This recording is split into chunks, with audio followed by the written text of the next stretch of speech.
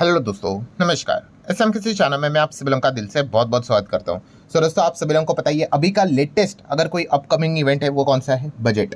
And budget से पहले आप सभी लोगों को पता ही है बहुत सारे रिपोर्ट्स हम लोग को निकलते हुए देखने को मिल जाते हैं हमारे भारत देश के इकोनॉमी के हिसाब से। ठीक है, इकोनॉमी की बात करें तो एकदम आसान भाषा में बोल दूँ तो जीडीपी के हिसाब से, ग्रोथ के हिसाब से। ठीक है, एंड लेटेस्ट हम लोगों ने देखा ही था कि आरबीआई के साथ हम लोग को शुरुआत होती हुई देखने को मिली थी। शुरुआत कब हुई थी?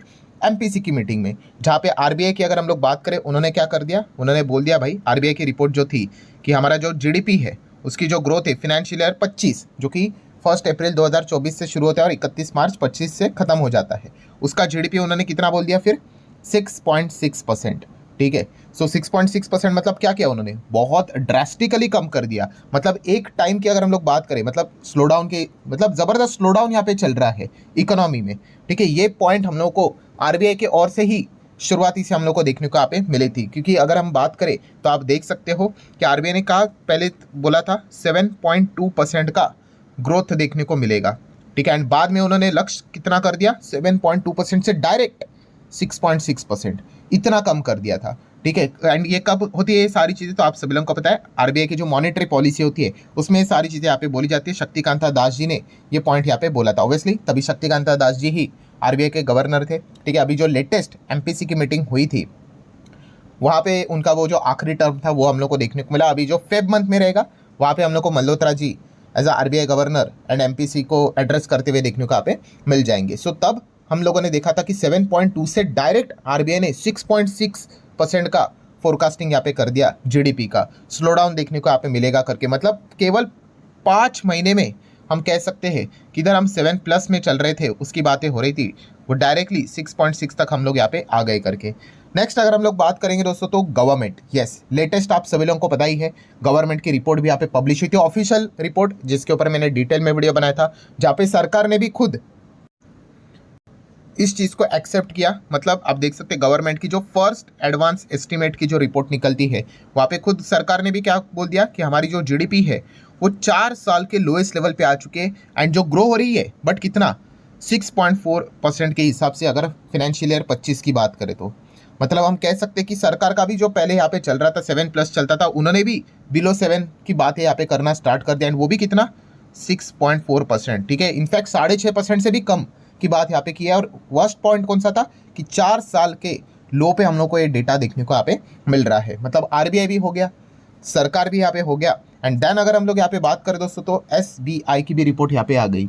ठीक है, तो एसबीआई की भी अगर हम लोग यहाँ पे बात करेंगे दोस्तों तो एसबीआई ने भी यहाँ पे बोल दिया, आप देख सकते हो उन्होंने भी डाउनग्रेड कर दिया हमारे इंडिया के जीडीपी के ग्रोथ को। ठीक है, अभी आप बोलोगे ये एसबीआई सरकार खुद, देन एसबीआई, आरबीआई, ये तो सब सरकारी संस्था है। हाँ डेफिनेटली, बट ये सब इंडिपेंडेंट होते हैं। ठीक है, ऐसा नहीं कि अगर सरकार जो बोलेगी वही इन्होंने भी बोलना चाहिए, नहीं। ठीक है तो सरकारी सब कुछ, बट हर किसी का अपना अपना कैलकुलेशन अलग होता है। बट इस वक्त अगर आप देखोगे सबके कैलकुलेशन एकदम क्लोज देखने को मिल रहे हैं। ठीक है, जैसे कि आप देख सकते हैं एसबीआई ने भी यहाँ पे अपनी रिपोर्ट में बोल दिया कि भाई हम इंडिया के जीडीपी को डाउनग्रेड यहाँ पे कर रहे हैं, एंड उन्होंने तो फोरकास्टिंग 6.3% की दे दी फाइनेंशियल ईयर 25 के लिए। मतलब आफ्टर एनएसओ मतलब अभी जो मैंने आपको दिखाया ना डेटा, कितना बोला था सरकार ने? 6.4 बोला था, उन्होंने तो उससे भी कम कर दिया, कितना? 6.3।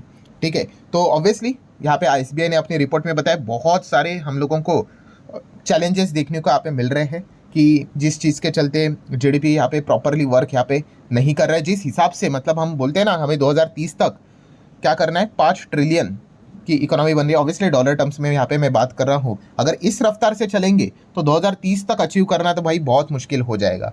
ठीक है, सो ज़रूर सरकार को इसके ऊपर विचार यहाँ पे करना चाहिए। विचार मतलब क्या? अभी बजट तो आ रहा है, अभी नहीं करेंगे तो कब करेंगे? तो एसबीआई ने तो अपनी रिपोर्ट में सीधा सीधा बोल दिया, आप देख सकते हो, आप चाहो तो पढ़ सकते हो, डिटेल में मिल जाएगी रिपोर्ट। क्या बोला है देखो आरबीआई एसबीआई ने कि अगर आपको 7% की ग्रोथ चाहिए, ग्रोथ रेट चाहिए, कब? फाइनेंशियल ईयर 26 के लिए। ठीक है, फाइनेंशियल ईयर 26 कौन सा? वही अभी हम कहेंगे 1 अप्रैल 2025 से लेके 31 मार्च 2026। ठीक है, वो होता है फाइनेंशियल ईयर 26। सो उसमें अगर आपको 7% का जीडीपी चाहिए सरकार, ठीक है, एक सरकार की संस्था ही सरकार को बता रही है तो आपने 2 चीज़ें करनी ही पड़ेगी, वरना भूल जाओ। कौन सी चीज़? तो पहले तो भाई टैक्स में रिफॉर्म्स लाना ही पड़ेगा। ठीक है, बदलाव करना ही पड़ेगा। अभी रिफॉर्म्स मतलब इनडायरेक्टली वो यही बोलने की कोशिश करे कि टैक्स में कुछ ना कुछ तो छूट अभी देनी पड़ेगी। ठीक है, एंड सेकंड अगर हम बात करें और क्या करना पड़ेगा, एंड लिखा है मतलब, ठीक है, हायर रेवेन्यू स्पेंडिंग, ठीक है, उसके ऊपर भी जबरदस्त खर्चा यहाँ पे करना पड़ेगा, तब जाके आप कह सकते हैं इंडिया की जीडीपी 7% से ग्रो हो सकती है फाइनेंशियल ईयर 26 में। अगर ये चीज़ें अगर नहीं हुई तो फिर भूल जाइए कि मतलब हम इतना फटाफट यहाँ पे ग्रो करेंगे करके, ठीक है। तो डेफिनेटली मतलब एक अभी तो सीधा एसबीआई ने भी बोलना यहाँ पे स्टार्ट कर दिया उनकी रिपोर्ट कि भाई टैक्स में बदलाव करो करके, ठीक है। अभी सरकार मानेगी नहीं मानेगी वो तो अल्टीमेटली उन्हीं के हाथ में है, ठीक है। बट येस, हम जरूर यहाँ पे कह सकते हैं आरबीआई एसबीआई खुद उनकी सरकार की डिपार्टमेंट की बात करें, सबके रिपोर्ट्स एक ही सुर गा रहे हैं कि हमारी जो जीडीपी है उसकी जो ग्रोथ है वो ठीक देखने को यहाँ पे नहीं मिल रहा। और इससे रिलेटेड सबसे पहली जो वार्निंग हम लोगों को देखने को मिली थी वो कब देखने को मिली थी, तो उसके ऊपर जाने से पहले बहुत सारे नए लोग जुड़ चुके हैं इस चैनल में, तो उनको मैं बताना चाहूँगा हमारे 2 और चैनल भी है जहाँ पे आपको शेयर मार्केट बिल्कुल फ्री ऑफ कॉस्ट सिखाया जाता है। एक है स्टॉक मार्केट क्लासेस करके, ठीक है, 1 मिलियन वाला चैनल है। दूसरा है let's learn stock market and finance भी, यहाँ पे फाइनेंस की भी बातें होती है, ठीक है। ये भी 50,000 कंप्लीट कर ही लेगा। यहाँ पे थोड़ी डिटेल में वीडियोज़ रहते हैं, अगर आप आधे आधे घंटे के वीडियोस देखना पसंद करते हो तो थोड़े एडवांस लोगों के लिए चैनल बनाया जा चुका है, ठीक है। तो अगर आप चाहो तो इन दोनों चैनल को फॉलो करके रख सकते हो। दोनों के लिंक मैंने नीचे डिस्क्रिप्शन बॉक्स में देके रखे हुए, सभी के सभी चैनल बिल्कुल फ्री ऑफ कॉस्ट है, ठीक है। आप चाहो तो अपने नॉलेज में गेन यहाँ पे कर सकते हो।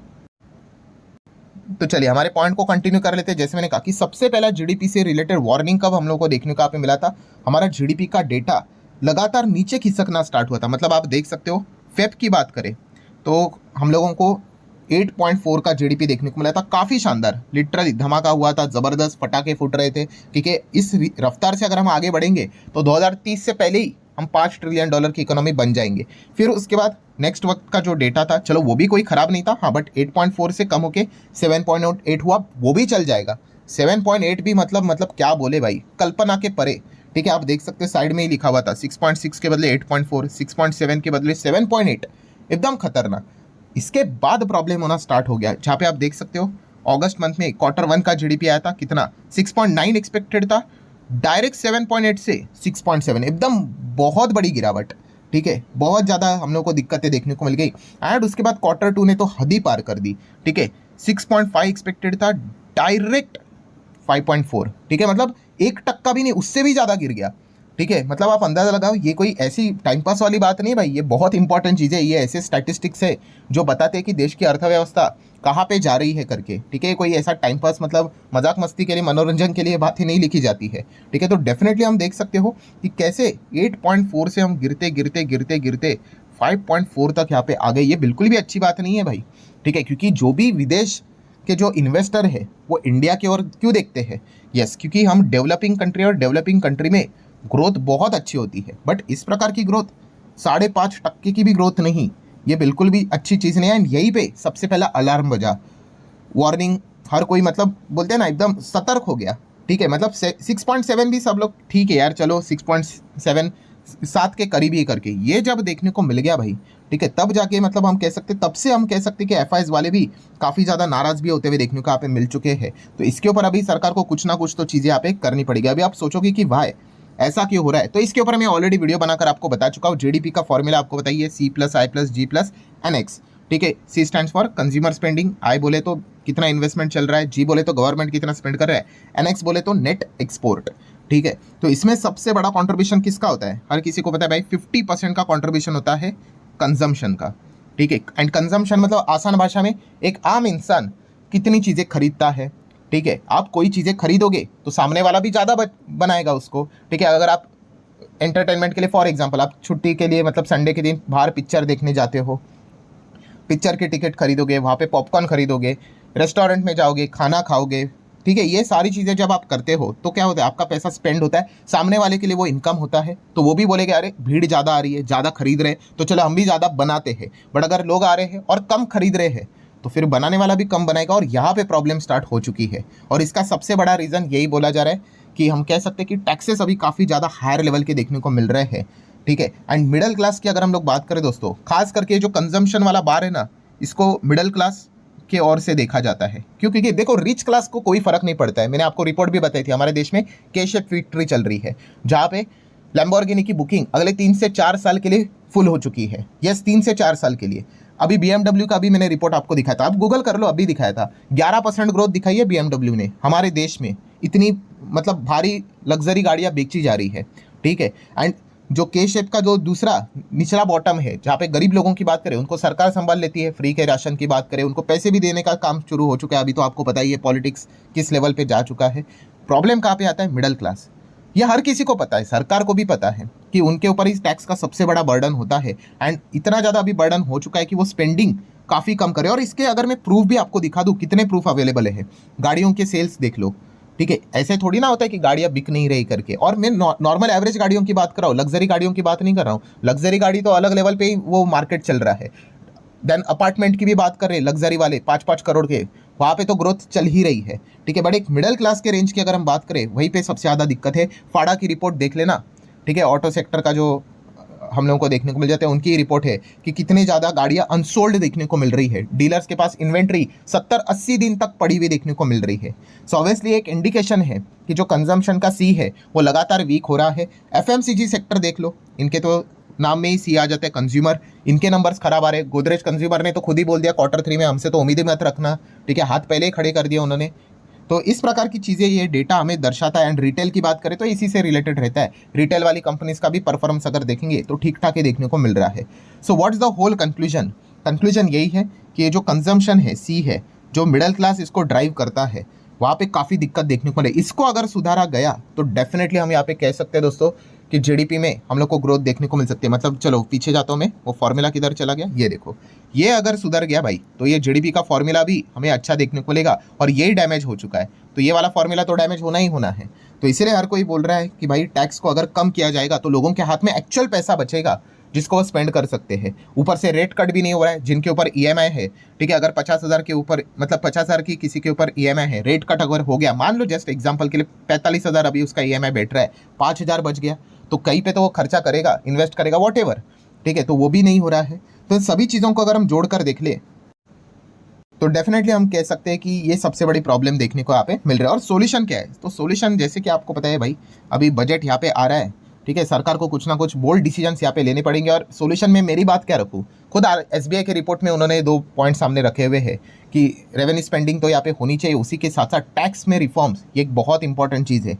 अगर टैक्स में रिफॉर्म्स अगर इस वक्त अगर यहाँ पे नहीं हुए तो शायद से बाजार इस चीज़ को काफ़ी फिर नेगेटिव भी ले सकता है। इसकी प्रोबेबिलिटी काफ़ी अभी हायर लेवल पे जाते हुए देखने को यहाँ पे मिल चुके हैं, क्योंकि बहुत सारे अलग अलग डिपार्टमेंट्स की बात करें, उन्होंने भी इस चीज़ की रिक्वेस्ट सरकार को यहाँ पे करके रखी हुई है। सो लेट्स सी अभी क्या होता है करके। बट येस, डेफिनेटली हम यहाँ पे कह सकते हो तीनों जगह से अभी हम लोगों को सेम डेटा देखने को मिल रहा है, whether it is a government और the government's other department like RBI और द एसबीआई। सबके रिपोर्ट्स एक ही सुर गा रहे हैं कि हमारी जो जीडीपी है, उसकी जो ग्रोथ है, वो काफ़ी टफ टाइम से गुजरते हुए देखने को मिल रही है। एंड अगर उसको वापस ट्रैक पे, पटरी पे लाना है तो सरकार को एकदम बहुत बड़े बोल्ड डिसीजन यहाँ पे लेने पड़ेंगे, अन्यथा काफ़ी तकलीफ आने वाले समय में झेलनी पड़ सकती है। सो लेट्स सी आगे क्या होता है करके। वैसे आपके क्या विचार है इन चीज़ों के चलते? क्या सरकार इस वक्त बजट में कुछ बहुत बड़े डिसीजन लेंगी या नहीं? आप चाहो तो अपने विचार कमेंट सेक्शन में रख सकते हो। सो आशा करता हूँ वीडियो हेल्पफुल लगा होगा, चाहो तो लाइक एंड शेयर कर सकते हो। मिलते हैं अगले वीडियो में, तब तक के लिए बाय बाय।